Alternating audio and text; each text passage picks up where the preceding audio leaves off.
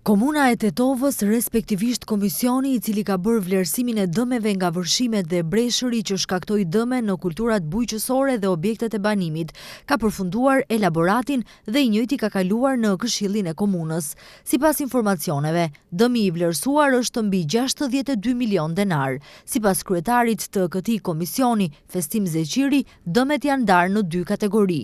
Dëmet në të mira në ambisëri janë në vlerë prej 7.033.300 denar, ndërsa vlerësimi i dëmeve në të mbjellura shumë vjeçare dhe 1 vjeçare është në shumë prej 55.766.589 denar.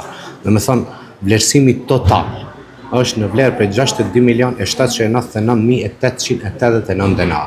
Ne si Komision Komunal, dhe me thonë, gjitha dokumentet bashkë me vlerësimin, në bazë të metodologjisë, do e dorëzojmë në komisionin shtetënor, dhe prej atje do presëm instruksione të mëtotjeshme.